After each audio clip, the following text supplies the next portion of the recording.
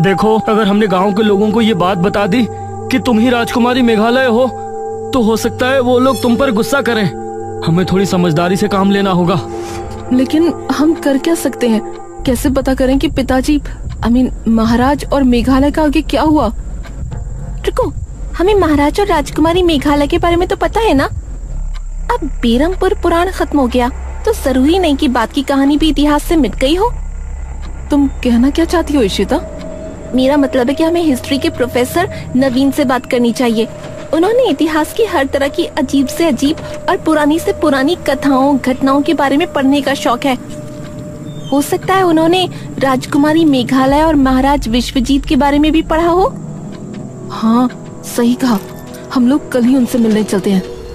अगली सुबह ये तीनों बिना किसी को बताए गांव से निकल गए। मेघना अनुज की बराबर में बैठी थी और इशिता पीछे थी। वैसे अनुज, एक बात पूछूं? हाँ बोलो। मैं तो मेघना की बेस्ट फ्रेंड हूँ, लेकिन तुम मेघना के लिए इतना क्यों फील कर रहे हो, जो उसकी हेल्प करने के लिए हमेशा तैयार रहते हो? इस पर मेघना ने इशिता की तरफ देखा। इशिता, मैं इस टाइम बहुत सीरियस हूँ। तुम प्लीज ऐसी कोई बात मत करो। मुझे अपने ऊपर इतनी गिल्टी फील हो रही है कि मैं ही जानती हूँ। बेरमपुर से 2 घंटे का सफर तय करके ये सभी प्रोफेसर नवीन के घर पहुंचे।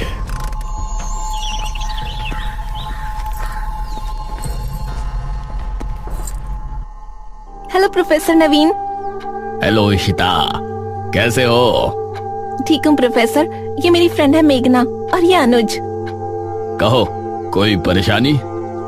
प्रोफेसर, हमें आपकी थोड़ी मदद चाहिए थी। सन 1600 में मध्य प्रदेश में राजा विश्वजीत का शासन था, जिनकी एक राजकुमारी भी थी, मेघालय। क्या आपने उनके बारे में कुछ पढ़ा है? विश्वजीत और राजकुमारी मेघालय? प्रोफेसर कुछ देर तक सोचे और फिर बोले, नहीं, इनके बारे में तो मैंने कभी नहीं पढ़ा। ओह नो, अब क्या करें? वैसे तुमको इनके बारे में क्या जानना है? कौन थे ये दोनों? प्रोफेसर, बेरमपुर गांव में महाराज विश्वजीत और उनकी राजकुमारी मेघालय का शासन था। उन्होंने अपने राज्य के लोगों की जान बचाने के लिए अपने राज्य को ही छोड़ दिया था, और उसके बाद उन दोनों का क्या हुआ ये किसी को पता नहीं चला। हाँ, और हमें यही जानना है कि अपने राज्य से निकलने के बाद उन दोनों का क्या हुआ। ओह, राजा विश्वजीत, याद आया। मैंने इनके बारे में रहस्यमयी घटनाओं की किताब पढ़ा है। रहस्यमयी घटना? हाँ, रुको, मैं उसे लेकर आता हूँ। प्रोफेसर ने एक किताब निकाली और कुछ पन्ने पलटने के बाद उन्होंने इशिता के सामने किताब रख दी।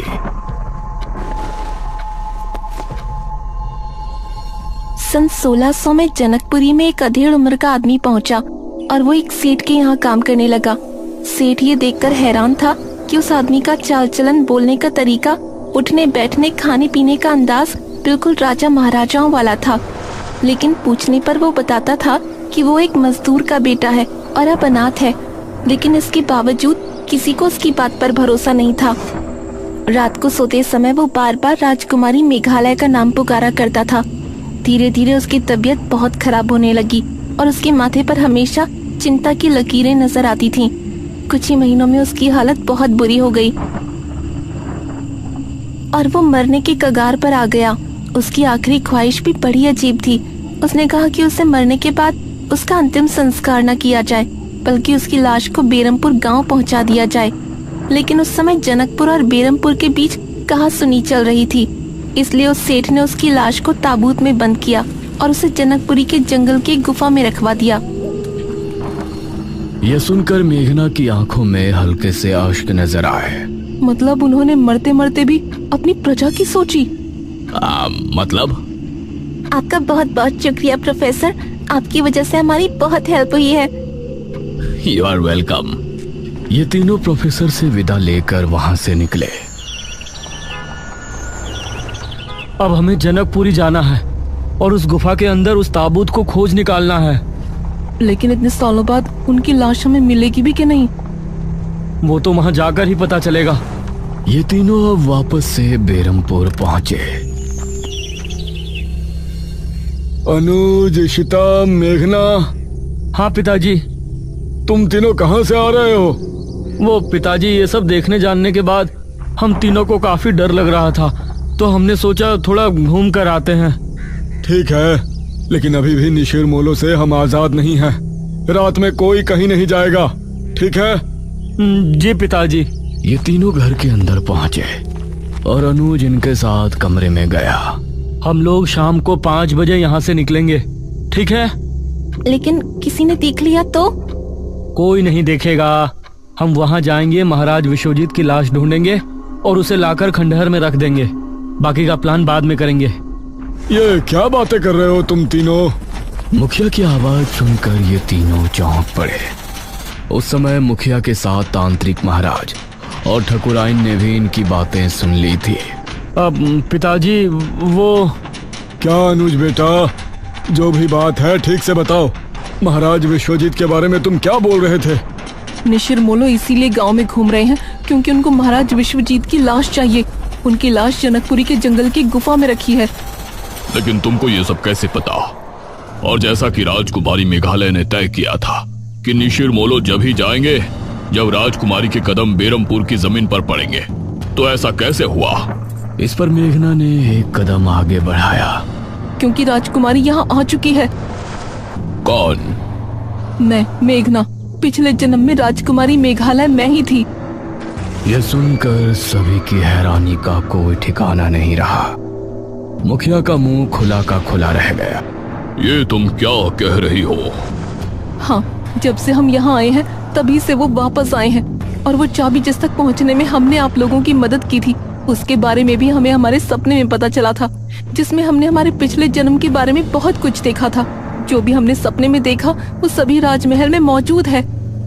मेघना की बातें सुनकर इन सभी को अब यकीन हो गया था कि वही राजकुमारी मेघालय है।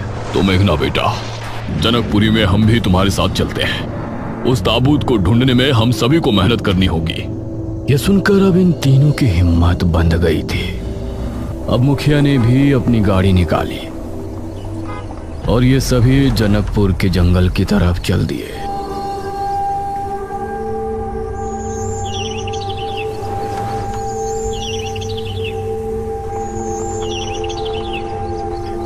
वो रही गुफा।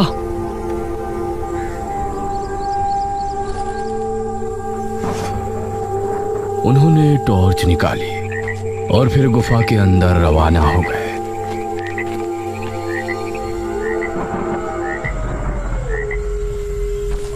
जैसे ही मेघना ने गुफा के अंदर कदम रखा तो जमीन अजीब तरह से हिली। अरे ये क्या? और काफी देर बाद जमीन का हिलना बंद हुआ। लगता है सालों से यहाँ कोई नहीं आया। ये कैसी आवाज है? गुफा में अजीब सी आवाज गूंजी, जैसे कई सारे कीड़े एक साथ रेंग रहे हैं। तभी इनको सामने से काले मकड़ों की फौज आती हुई नजर आई। अरे बचो! ये सभी इधर उधर भागे और छोटे छोटे टीलों पर चढ़ गए। वो सभी मकोड़े तेज शोर के साथ गुफा के बाहर निकल गए। हमें बहुत संभल के चलना होगा। ये फिर से एक साथ सामने की तरफ रवाना हुए। गुफा के अंदर कई जानवरों की लाशें और कंकाल नजर आ रहे थे, जो एक बहुत ही डरावना माहौल बनाने में कामयाब हो रहे थे। कुछ देर बाद इन सभी को सामने घना अंधेरा नजर आया। वहाँ तो बहुत अंधेरा है। लगता है गुफा खत्म होने वाली है। ये सभी धीमी रफ्तार से आगे बढ़ते रहे। उसी समय गुफा में एक कोने में एक ताबूत रखा हुआ था। अचानक से उससे धम धम की आवाज आने लगी। ऐसा लग रहा था जैसे कोई उसे अंदर से पीट रहा हो। इधर ये सभी अब काफी आगे आ चुके थे। ये गुफा तो खत्म होने का नाम ही नहीं ले रही और अंधेरा बढ़ता जा रहा है। मुझे तो अब डर लगने लगा है। तकरीबन 10 मिनट तक और चलने के बाद इनको सामने एक ताबूत नजर आया। ग्रेट, ये रहा ताबूत। इसे खोलकर देखें।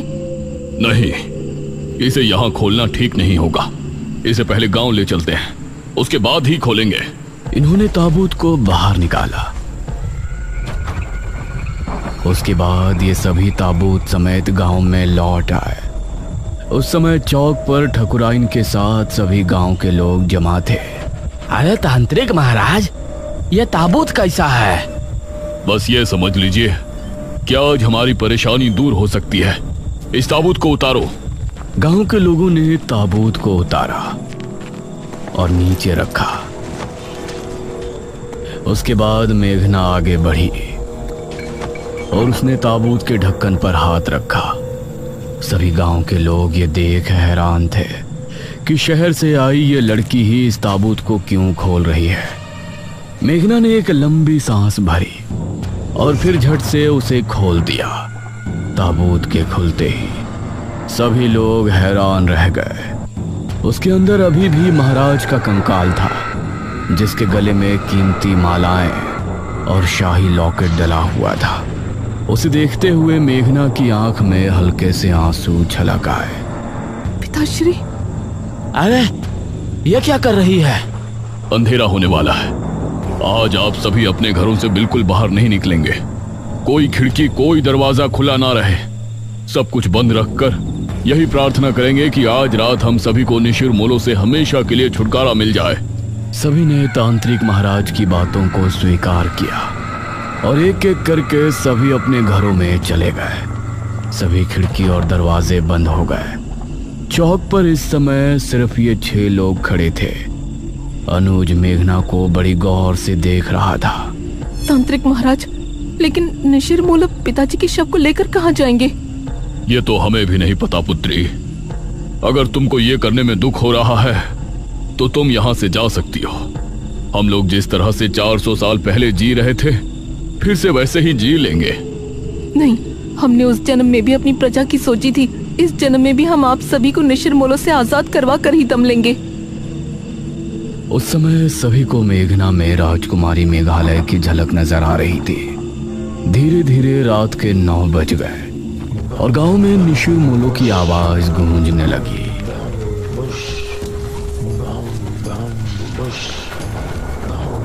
उनकी आवाज सुनकर अपने घरों में बैठे सभी गांव के लोग डर गए और सभी हाथ जोड़कर निशिर मोलो से बचने के लिए प्रार्थना करने लगे। वो अपने भारी कदमों के साथ आगे बढ़ रहे थे और तलाश में थे कि उन्हें कोई नजर आए और वो कब उसे उठाकर साथ ले जाए। मेघना कुएं के पास खड़ी थी। अब मुखिया और बाकी सभी कोठी के अंदर बैठे मेघना को देख रहे थे। तांत्रिक महाराज, निशिर मोलो मेघना को साथ तो नहीं ले जाएंगे ना? नहीं बेटा, ऐसा मत बोलो। निशिर मोलो अपनी मध्यम चाल चलते हुए कुएं की तरफ बढ़ रहे थे। जैसे ही उनको सामने मेघना नजर आई तो उनकी आंखें और तेज चमकने लगी।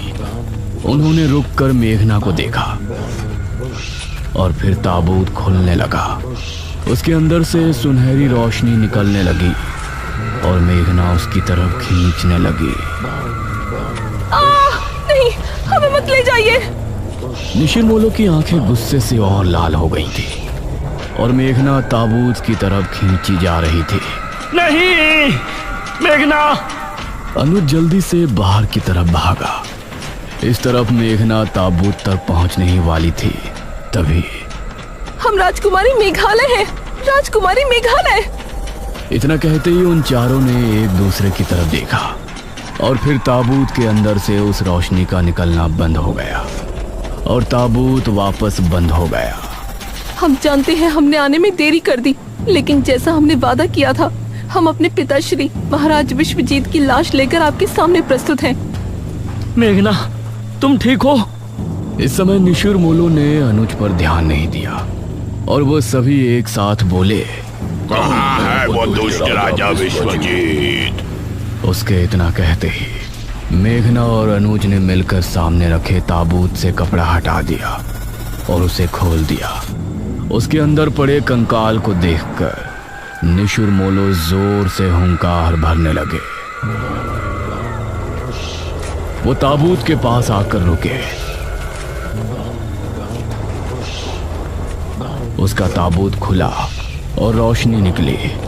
महाराज का कंकाल उस ताबूत से निकलकर उनके ताबूत में आ गया और फिर वो चारों वही आवाज करते हुए वहां से कब्रिस्तान की तरफ चल दिए।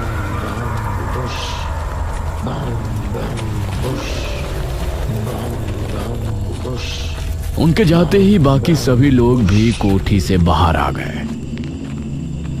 मेघना तो ठीक है? हाँ।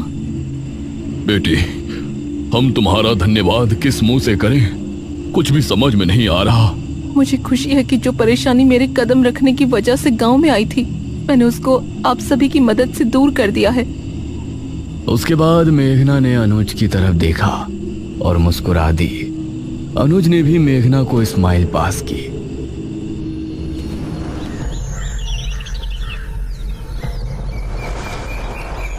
अगली सुबह मेघना और इशिता गांव की सरहद पर पहुंची थी और सभी उनको छोड़ने के लिए वहां जमा थे। इशिता, मेघना, आओ बैठो। शहर जाने वाली बस 11 बजे आ जाएगी। ठीक है मुखिया जी, नमस्ते। नमस्ते अंकल एंड आंटी, हमसे कोई गलती हुई हो तो माफ कर देना। अरे नहीं बेटी, तुम दोनों तो बहुत ही अच्छी हो। मैं ही बेवजह बात बात पर भड़क रही थी। मेघना और इशिता गाड़ी में बैठी।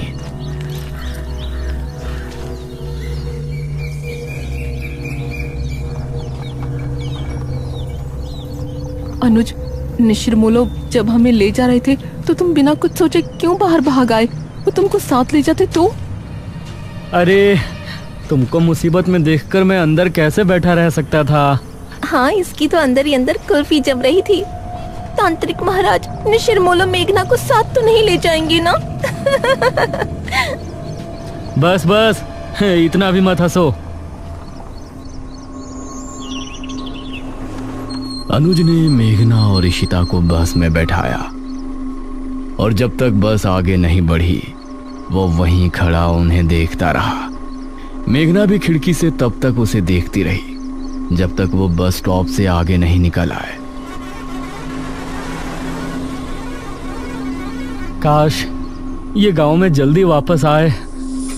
वैसे राजकुमारी मेघालय, आपने मृत्युंजय अमृत का सैंपल इसीलिए लिया है ना कि गांव में वापस जल्दी आ सको? इस पर मेघना मुस्कुराई। अवश्य आएंगे सखी।